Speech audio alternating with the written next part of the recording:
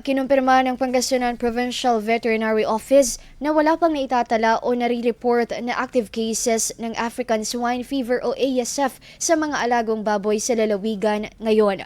Ayon kay Dr. Arceli Robiñol, OIC ng Provincial Veterinary Office, hindi pa naman masasabing ASF-free ang probinsya, ngunit may tinatawag silang zone in progression.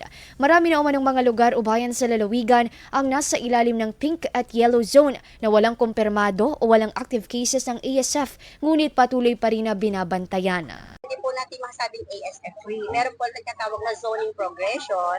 From red zone, yung mga area na infected, at papunta sa pink zone, ito yung mga area na binabantay natin na wala ng mga kaso ng ASF. So ang ating project Pangasinan, may mga po, naitala po natin ng mga red zone dati, pero wala pong active and confirmed case. Nasa process lang po sila ng progression.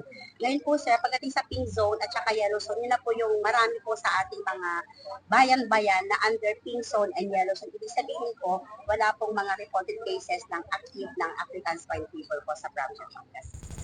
Sa ngayon, mayroong 14 na animal quarantine checkpoints sa lalawigan na 24/7 kung saan nagbabantay at nagmomonitor sa mga inilalabas-pasok na alagang hayop at iba pang produkto mula sa lugar. Tinitiyak naman ng Provincial Veterinary Office ng lahat ng pumapasok na livestock sa lalawigan ay ligtas para sa mga consumer.